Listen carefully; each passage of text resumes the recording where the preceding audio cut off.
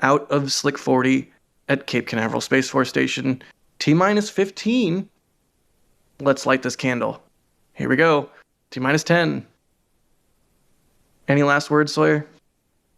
Go, internet satellites, go. Yes, indeed. 3, 2, 1. And ignition. And there you have it. Liftoff of Falcon 9 from Slick 40 at Cape Canaveral Space Force Station. Let's listen in to those Merlins roar.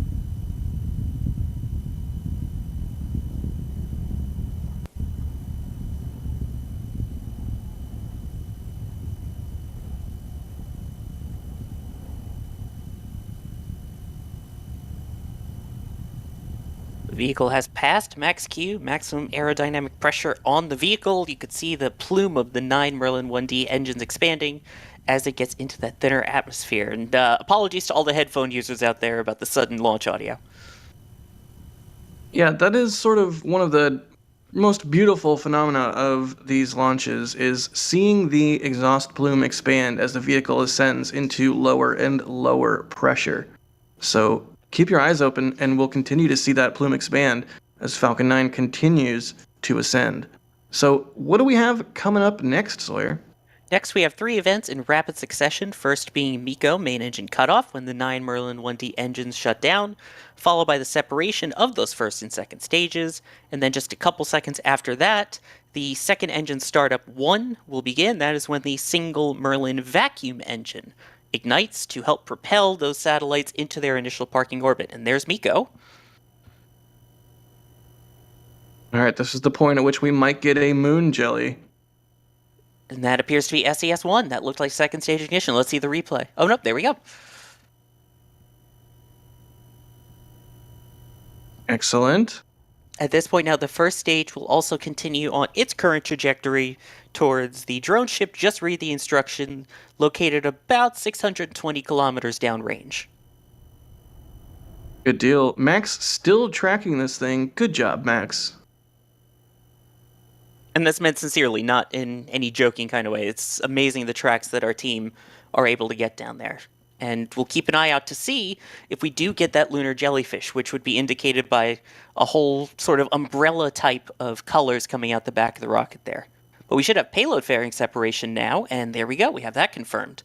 That's now exposing those V2 mini satellites to space. Good deal. And those fairings will float. Can we say they'll float? They'll fall back to Earth and be recovered from the surface of the ocean. I guess that at that point, when they hit the ocean, they will be floating. Yes, it's a parachute system that they're able to use to kind of help guide it towards its basic splashdown area, and then the support ships that are out there to help finalize and secure the booster once it lands will also go and pick up the fairings. Good deal. And here you can see the telemetry indicating that the booster is continuing to fall back towards the Earth, while the second stage is powering those satellites into orbit. And yes, your eyes are not deceiving you. That is the good nozzle. And I should point out, by the way, the ship that is helping for this mission downrange is Bob. Excellent. Max still tracking this thing. Way to go, Max. Holy cow, it's like 1 pixel. But it is a bright pixel, and it's awesome that it's on air here. Love it. It's the good kind of hot pixel. Oh my gosh. That was good. Excellent. All right, well, we will keep watching what's happening here. Sawyer, what is next for the first stage? We're about a minute 20 seconds away or so from the first stage entry burn. That is when 3 of those 9 Merlin 1D engines will reignite for approximately 20 seconds. It may vary by a few seconds because it is all based off of telemetry data, and that will help slow it down for its re-entry into Earth's atmosphere again. You'll notice the speed actually pick up a little bit until the atmosphere gets thicker after that, but we should be able to see the glow of the engines, maybe a little plasma coming off of those waffle-like features that you can see when we see the booster shot. Those are the grid fins that will help steer it once it gets into those thicker parts of the atmosphere.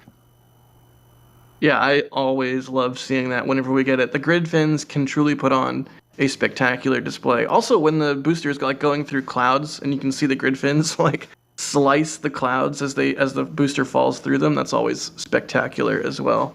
Always makes me want waffles. Someone needs to make a grid fin waffle iron. It's just easy peasy. It's just sitting right there, low hanging fruit for the taking. Storage All right, needs to get on it. We're coming up on booster entry burn here.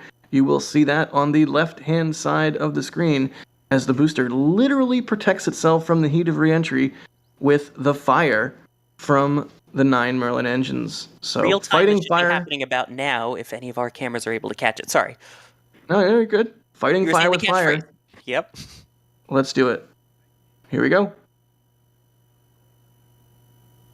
That is a That view is from our beautiful. cameras. That is beautiful. Fantastic work, Max. That reddish color, by the way, completely normal. That's exactly what we expect to see during that stage 1 entry burn. Absolutely beautiful. And there is our favorite view on launch day. Oh, never mind. That is an empty pad. That's what we want to see. All right, go back. No, go back to the other thing. I'm sorry. I'm bad. Yes, no, that's good. And there we Excellent. go. We have There's that the plasma. cutoff. There's that plasma on the grid fins we were just talking about, Sawyer. Yes, and I always love to point this out. For those of you that watch our streams regularly, you're used to hearing this, but that is why those boosters keep getting so sooty. After this booster now on its 17th flight here, is the fuel, as mentioned, is RP1, which is a refined form of kerosene, which is carbon-based. And when carbon burns, it creates soot. And the fact that, like you said, it's fighting fire with fire, literally flying through its own flames, you're going to get that soot end up right on the booster. Excellent. Julia, do we have you back? How was that? Oh, that was a good one, Jack. I actually jumped because I could hear the pressure wave on the water, if that makes sense, and the water rippled, and I wasn't expecting that on the lagoon today. Nice. But it was a beautiful launch, and it was a lovely crackle, and I think a lovely picture to share really soon. Oh, well, we're looking forward to it in the same way that we are looking forward to seeing this booster land on Just Read the Instructions here in just a moment. Jealous Let's of see the if- pressure wave. We should be getting Yeah, the I'm- landing burn starting up now any second, and there it goes. There you go. I am also, for the record, jealous of the pressure wave. Here we go. Can they stick the landing? I mean, of course they're going to stick the landing. It's SpaceX, but can they stick the landing? Look at that blue. Beautiful blue color that you get with these night landings. And nice. Telemetry all the way down. Not turtles. Well, sometimes turtles. Sawyer, that little bit of flame there, that residual flame, we see that every time, right? Nothing to worry about. Exactly. That is completely normal. And for those of you that like the landing statistics, that is the 175th consecutive landing of a booster, and as mentioned earlier, marks the 69th nice landing attempt on Just Read the Instructions. Excellent. Max, do we have you back? I would sure hope so. Do you have me loud and clear? Loud and clear, good buddy. Wonderful. Yeah, that was... Welcome back to the Space Coast, man. That was textbook. And these clouds and this wind reminds me a lot of what CRS-20 was. I mean, the winds aren't quite as strong, and they are blowing roughly in the same direction. But golly, there's nothing like watching Falcon 9 soar into a night sky from only 4 miles away. That sound is magnificent, and it was a beautiful display too. From this perspective, it just pierced the very bottom or the very outside ring of that lunar halo or moondog just above our head. But the cloud layer made it a little bit tricky to track the second stage, but luckily the entry burn was just below that cloud layer on the horizon, so we got that all the way, and it was beautiful. That was a very beautiful capture of not just the launch, but that entry burn as well. That was fantastic. So great job, Max. I can't wait to see Julia's photo. Julia, please show us your photo as soon as possible. I do want to point out, Max, that chat is going crazy for you here, saying fantastic tracking and that you crushed it. So just wanted to point that out to you, and I completely agree. I'm just doing my best here, gentlemen. But thank you, though. I would also agree. Max crushed it in the same way that he crushes my heart every time he calls Starhopper Hoppy. Jeez. Oh, no. Wow. Oh, no. Oh, You guys crush my heart all the time with all these stubby jokes, man. Come on. It's not fair.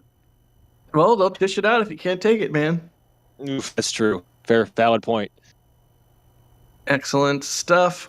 We have a store message from Jacob. Max, can you guess what the store message from Jacob is?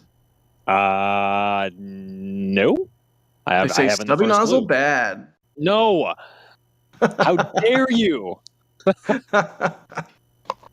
Good deal. All right, well, the second stage is continuing to do its thing, powering the Starlink satellites into orbit, or are we already at SECO, Sawyer? At this point, we have had SECO 1. That is second engine cutoff 1, which is the first shutdown. It will now coast for about 50 minutes or so before reigniting for a very long, you ready for this? 2-second burn. I don't know if we can handle that length of burn.